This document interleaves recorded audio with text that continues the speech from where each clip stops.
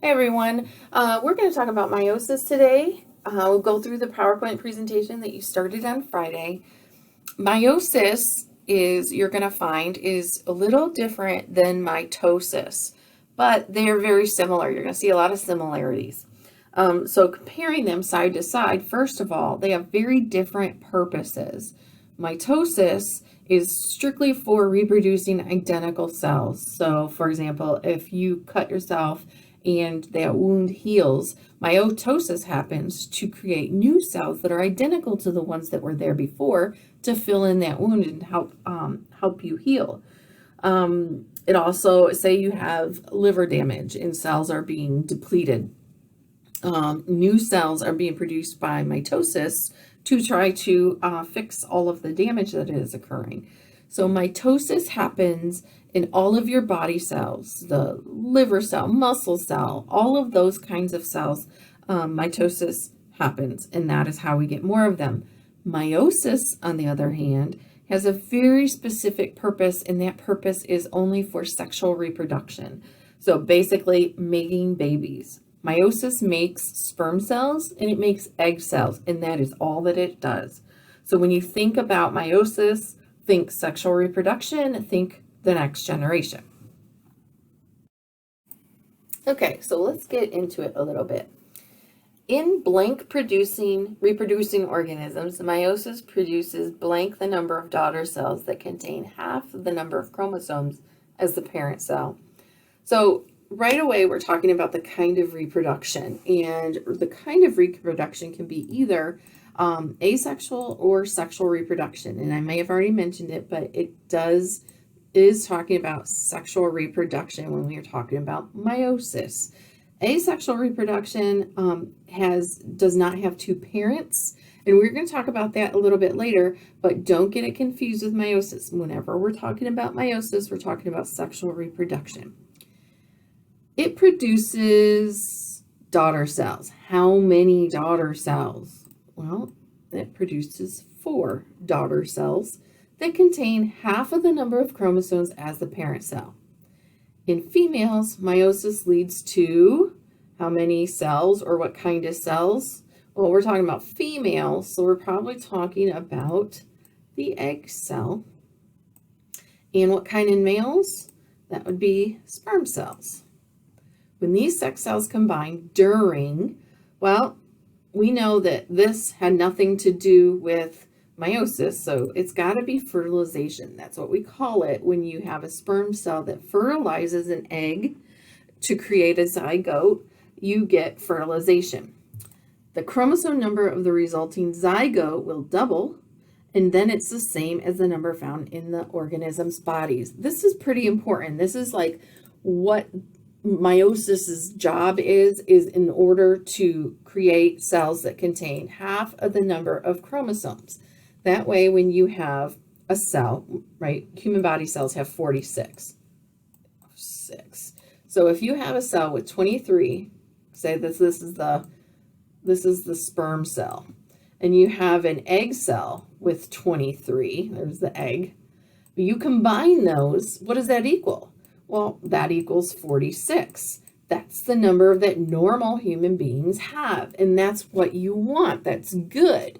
We don't want sperm cells or egg cells that have, say, 46, because then you would get a baby that had 46 plus 46, which is 92, and that would not produce a normal human being. So the purpose of meiosis, cutting down the number of chromosomes by half, is very important for this purpose, right? When babies are born, nature wants there to be more variation. Variation is good, and variation comes about because 23 chromosomes that you got came from your father, and 23 of your chromosomes came from your mother, and that creates a different mix that didn't exist before, so it creates variation.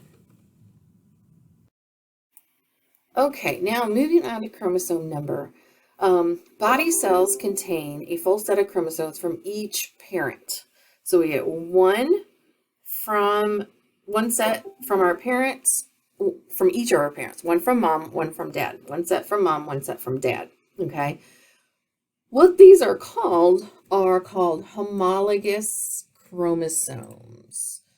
See if I can grab that. Now, homologous literally means same location, okay? And the reason that's important is because if you get a gene from dad, okay, let's see if I can draw this. So we get a gene from dad.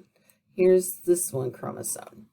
And say we get the same, we're going to get the same one from mom. Now, the thing is, all of these chromosomes have what we call genes on them, okay? So say right here is the gene for eye color. Well, on mom's homologous chromosome, it's going to also be the gene for eye color. It may be a different color, but the gene is going to be in the same location on both of the chromosomes, because homologous literally means same, and logos means location, means same location. So the homologous chromosomes are a pair. So if this is the chromosome that has, say, nose length and hair color, well, this homologous chromosome is also going to have nose length and hair color on it. Okay, so it's the matching one from mom and dad. Okay, and they contain matching gene sequences. That's what that means. Since body cells contain both sets from each parent, they are called 2N. 2N is our clue, and so 2N means 2, and that means diploid. Blank or sex cells, so another word for sex cells is gametes. So a sperm and an egg are both gametes. Okay, so if you're talking about sperm cells or egg cells, you're talking about gamete cells. It means the same thing. They have only one set of chromosomes, and they are called haploid. Okay, so one set means, here, hang on, let me get a color. One set means N, that means one set of chromosomes. It means, so half the number of a normal organism. So in the case of human beings, we were talking about 23. 2N means it's diploid or double.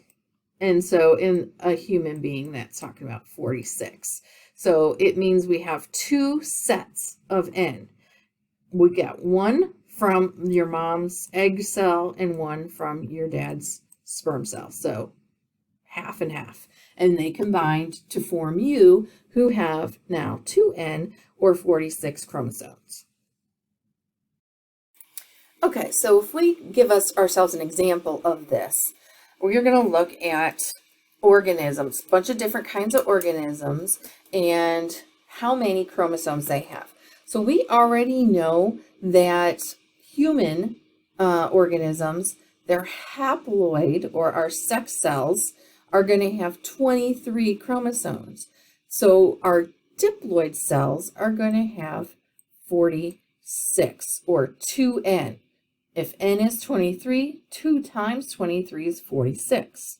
Okay, so now every organism have a different number of chromosomes. Not every organism has a total of 46 or a total of 8. Every organism is different. Look, a dog has 78 chromosomes, way more than human beings. That's kind of crazy to think about. So what you got to do is kind of go through and think about this. The fruit fly, its 2N number is 8. So how many is in its sex cells? Well, that would be half of the diploid number, which is 4. If a dog has 78 in its full set, in one set or in its sex cells, it is only going to have 39 chromosomes. Okay, so I want to be clear. I'm going to write body cells up here. So these are the body cells. These are the sex cells, the sperm and the egg. The chimpanzee, its haploid number is 24. So if there's 24 in its sperm and the egg cells, how many does the body cell have? Well, that means it's 24 times 2 or 48. 8. Notice how similar the humans and chimp numbers are. Very similar. So then the corn cells, or I'm sorry, corn organisms, they have their diploid number is 20. So half of that is 10. And then an earthworm, its haploid number is 18. So its diploid number is double that, or 36. Okay, so hopefully that helps you understand a little bit more about what the difference between diploid and haploid is. Okay, and this slide is really just to drive that point home about which cells are haploid and which cells are diploid.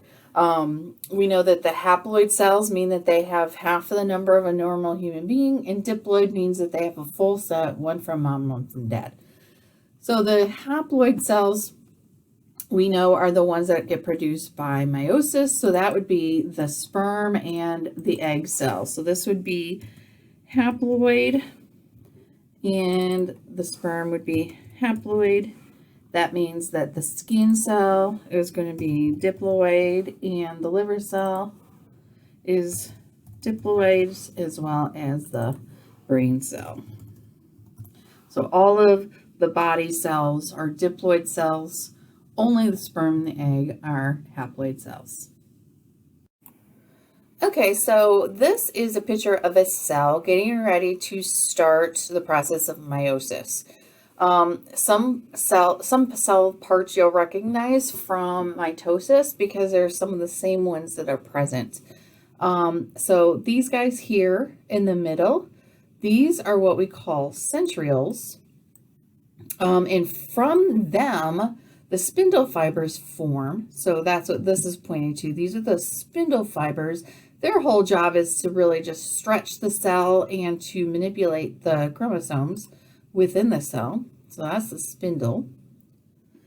Then we have this pair here. This would be, since they are the same size and same shape, this would be one from mom and one from dad. So these are what we consider the homologous chromosomes. Okay, so it's the matching pair. And then this is showing a picture of this, what we call chromatid, kind of laying over top of this other one. And what happens when that occurs is that piece of this chromosome can break off and swap places with the homologous chromosome next to it. We call this crossing over. Crossing over is pretty important because it helps increase genetic variation, because the more exchange of genetic, the more combinations that we can make, then the more variation that there is. Okay, so crossing over can occur here. These are a homologous pair of chromosome. This is the centriole, and then from the centriole comes the spindle. Okay, so now one of the biggest differences between mitosis and meiosis is that meiosis has two sets of phases. We have Meiosis I, and that is followed by Meiosis II. So we'll start with Meiosis I and kind of work our way through the process. First, we want to name the phases, and the phases are similar names to what you notice or what you see in mitosis. So you have the phase that the cell spends most of its time in, or interphase, followed by prophase. And because it's meiosis, we are going to put a 1 or a 2, and it's usually I or II. So prophase 1 is where homologous chromosomes pair up. So first, let's go back to interphase here for a second. Interphase is where DNA replication occurs. It's an S phase of interphase. We remember that hopefully from our last test. S phase in interphase is where replication occurs. Then in prophase 1, you have homologous chromosome pairs forming a tetrad. Okay, so this is a tetrad, meaning that there are, in tetra means 4. So it's talking about 4 chromatids. So 1, 2, 3, 4 chromatids form a tetrad. And basically that just means a pair of homologous chromosomes and both of their sister chromatids. So this is a chromosome. This is its sister chromatid, and it ends up looking like an X. This is another chromosome and its sister chromatid. If this one comes from mom and this one comes from dad, these are homologous chromosomes. Okay, we're going to go over that lots of times. So don't worry if you don't understand yet. You'll get there because we're going to keep repeating it because it is a little bit confusing. Okay, after interphase and prophase, you have metaphase. Okay, metaphase 1 in this case. And what you notice is that they are starting to line up, and the spindle fibers here are attaching themselves to the middle of the chromosome. So that's kind of where that is happening. And you notice they're not in a single file line. They're not X on top of X on top of X. They're lined up by pairs. And that's pretty important. That's a significant difference between this and what happens in mitosis. So they're lining up by pairs. These are two. This is a homologous pair. This is a homologous pair. And if you notice, see how this blue chromosome has a little bit of pink on it? That's because crossing over occurred here. So we've increased genetic variation already because crossing over happened. In this case, no crossing over happened. It's just a random thing. Okay, so interphase, prophase, metaphase, anaphase 1. Okay, anaphase 1, what starts happening is your cell kind of gets elongated here, right? It's starting to pull. The spindle fibers now are starting to retract, right? They grew first. They attach themselves to the center of that chromosome, and now they're pulling them. And they're pulling one homologous chromosome in this direction and its pair in the other direction. So it's basically sorted them all out here, lined them up kind of like Noah's Ark, 2 by 2 by 2, for however many chromosomes are in there. And then they're separating the pairs, okay, in opposite directions. So you have these spindle fibers pulling the chromosomes towards opposite ends of the cell. After telophase, you have, or after anaphase, sorry, you have telophase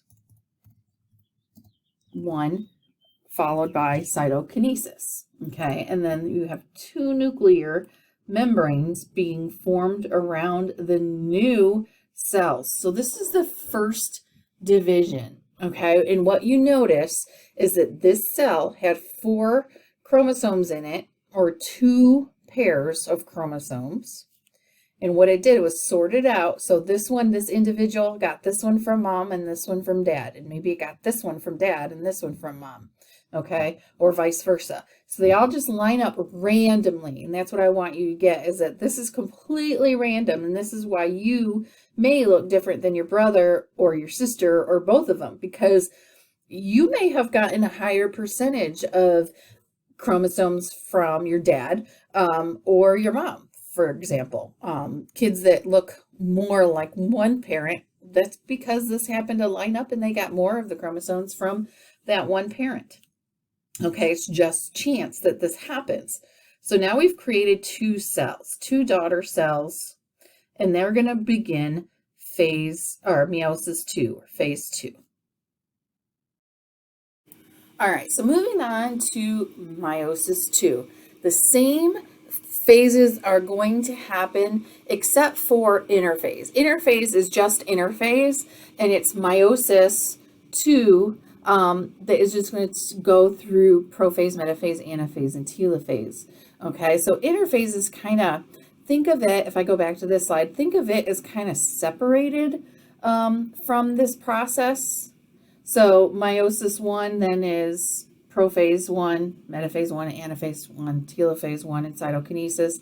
And then Meiosis II is, again, prophase 2, metaphase 2, anaphase 2, and telophase 2.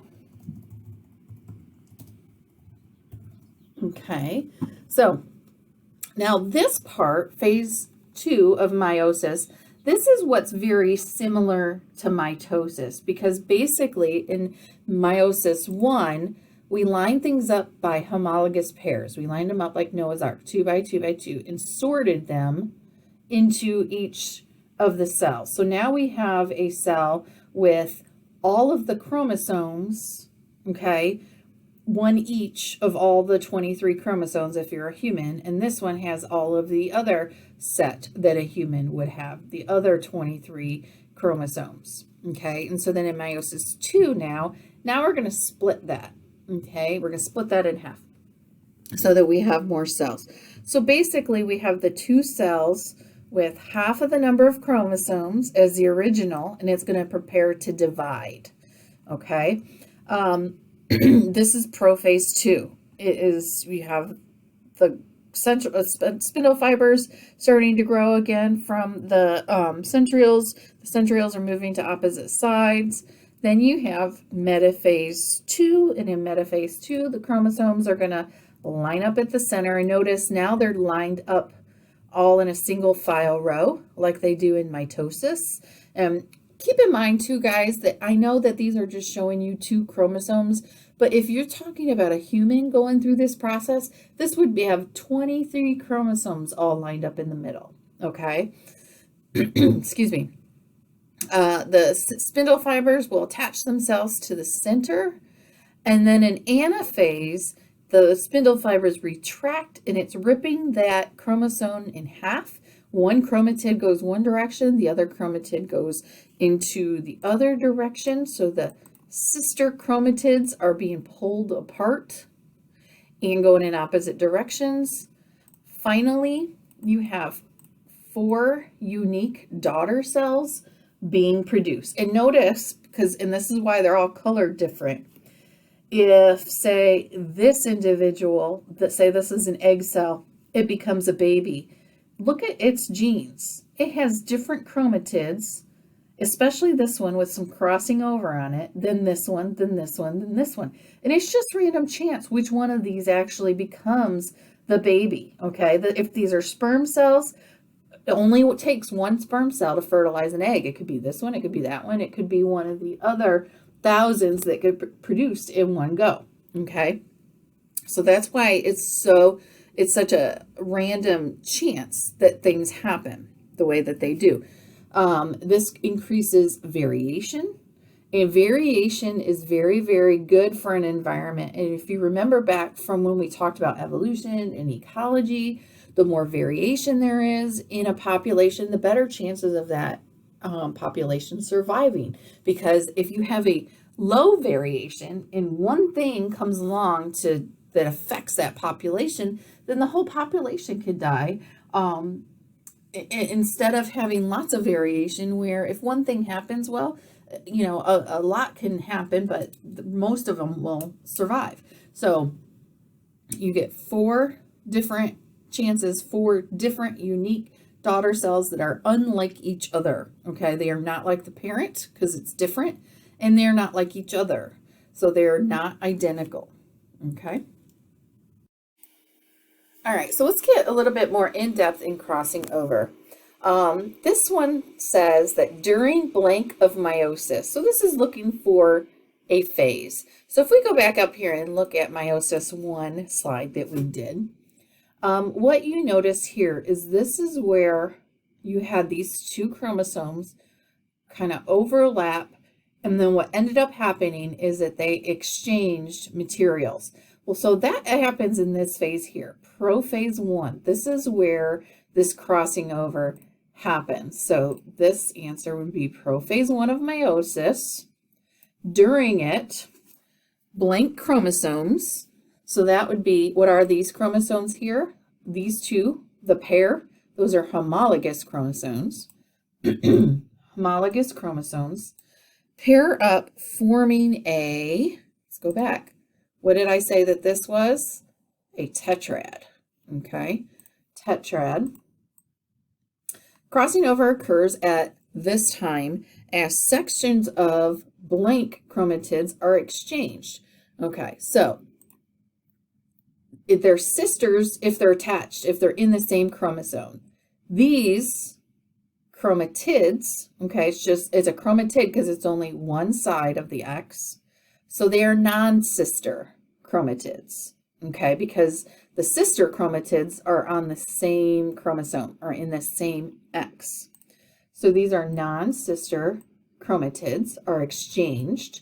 This exchange creates more combinations of alleles that results in genetic variation. Okay, that's very important. So the more genetic variation that occurs, the better off the population is. Okay. All right, so let's look at the pieces and parts of these chromosomes. And this can be a little bit confusing, and it's okay if you struggled with this. That's just the way it is. So these arrows are talking about this pink one versus this blue one. What is the relationship between this pink one and this blue one when they line up? Especially when we can see here that they all have A's in the same place, and they all have B's in the same place. Well, this is what we call homologous chromosomes. We can assume that in this organism, one of these came from the male parent and one of these came from the female parent. We don't know which, but we know they got one from each of their parents. So these are homologous chromosomes. Okay. This one down here with the bigger bracket, this is referring to this whole thing. What did I say when the homologous chromosomes lined up and it created this, let's see, go back here, this whole thing with 1, 2, 3, 4 pieces or 4 chromatids. 1 chromatid, 2 chromatid, 3 chromatids, 4 chromatids. That is a tetrad. Okay. Now, let me see what just happened here. I just got squished over a little bit. Okay, so this guy here is pointing to this side of the pink one and then this side of the pink one. They're not attached to each other. So it's talking about just this line and this line. We know that if we're just talking about one side of the X, we're talking about a chromatid. And these chromatids are not attached to each other, so they are non-sister chromatids. And these ones, this is talking about this blue one and this blue one, and that is attached to the same X. So these are sister chromatids. And then that leaves this guy be recombinant chromatids. Recombinant means a recombination, and it's referring to the fact that these crossing over happened and it swapped. So whereas this chromosome used to have a little b, now it has a big B. And whereas this chromatid used to have a big B, now it has a little b. So it increased the amount of variation that's there. Crossing over happened, but these are what we now call recombinant chromatids because there's a recombination. All right, so finally this is looking at crossing over and the results of crossing over. So here we have 2 homologous chromosomes, and then crossing over occurred, and they've separated the chromatids here, okay? So this used to be an X because they used to be connected here in the middle. This used to be connected here in the middle. But when meiosis II happens, these would each be in their own cell. And this is how the 4 daughter cells get their chromosomes. So basically it's asking you to compare the homologous chromosomes to the chromatids they became at the end of meiosis due to crossing over, and explain the importance of crossing over. Okay, well, the biggest thing here is that in these daughter cells, there's new combinations, right? This second and this third one doesn't, that combination of a big A and a little b doesn't exist in the original population. It only exists now because of crossing over. So here it's asking you about, the comparison. So like, we'll say, unlike mitosis, each daughter cell will receive unique chromatids because crossing over results in exchanged, we'll say exchanged DNA. We'll say that. So it's exchanged DNA. So we have a unique combination that is unique, whereas in mitosis, it creates identical daughter cells that are identical to the parent cells. So that's what makes it, one of the ways it differs from mitosis and how they differ from each other is because after Meiosis II, we have that crossing over, okay? This creates variation,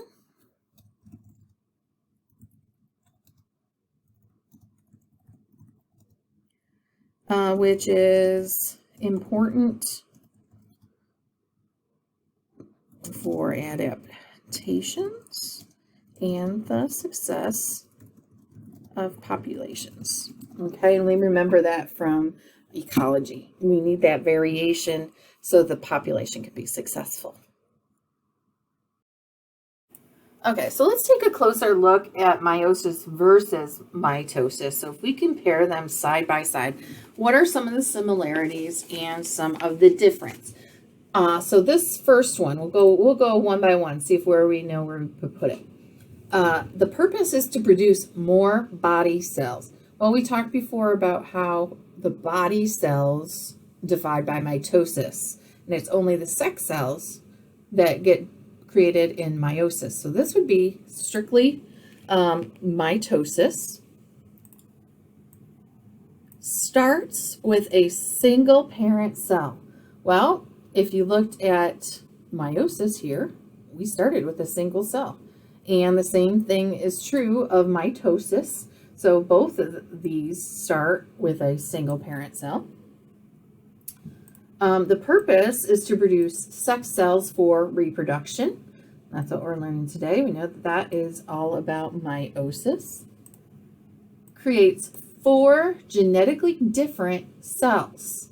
Well, that's meiosis II. That's something new we learned today, that it creates 4 cells instead of 2 that are in mitosis.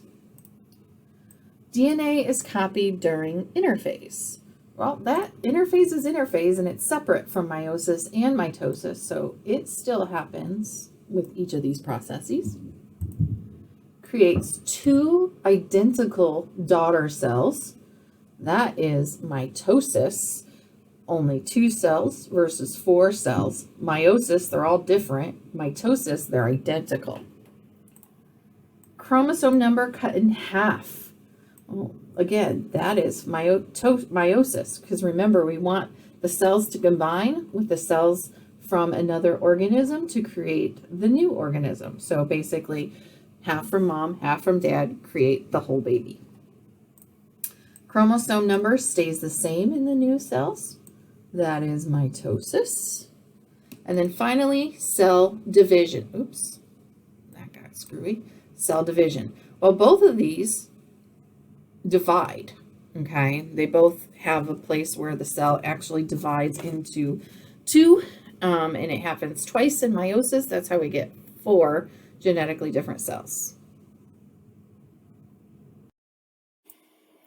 All right, so these are very kind of simplified diagrams, and I want you to label them based on the chromosome number. So this has that N and 2N. Remember, N means haploid, 2N means diploid. So basically, N is a 1 set of chromosomes, and 2N is 2 sets of chromosomes. You are a human being, so you have 46 chromosomes, or 2 pairs of 23. So your N number is 23. Your 2N number is 46. Okay, so if we look at this first diagram, we have 2N and then the 2 daughter cells that are both 2N. So what is the process that makes 2 daughter cells that are identical? Well, that is mitosis. And in this one, we have 2N, and it makes 4 daughter cells that have half the number, and they're genetically different. It doesn't say that in the diagram, but we can make the assumption. So if we are making 4 daughter cells with half of the number, then that is meiosis. And here we have N plus N. When you combine those two things together, or the sperm and the egg cell, you get what's called fertilization. Okay, and our final slide asks the question, which type of reproduction produces offspring with more genetic variation? And this goes back to what we learned about what kinds of cells that meiosis and mitosis make. Mitosis makes cells that are identical, okay, that's not variation, but meiosis makes cells that are different, genetically different. So that is variation, okay? And we haven't really talked, we're going to talk a little bit more about the difference between sexual and asexual, but asexual is basically mitosis, okay? Sexual is meiosis. So sexual is the one that makes more genetic variation.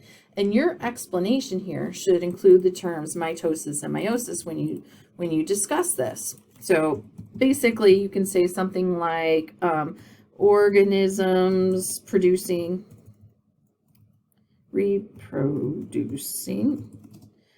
sexually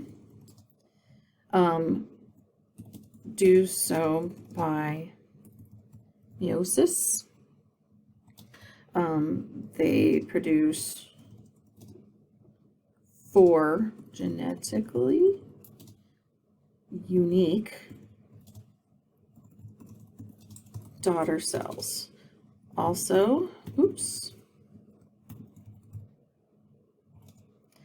crossing over can occur, creating more genetic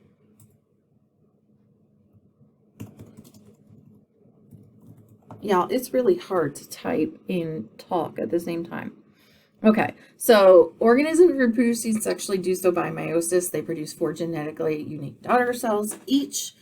They also, crossing over can occur, creating more genetic variation. However, mitosis creates identical cells, which does not add to genetic variation. So sexual reproduction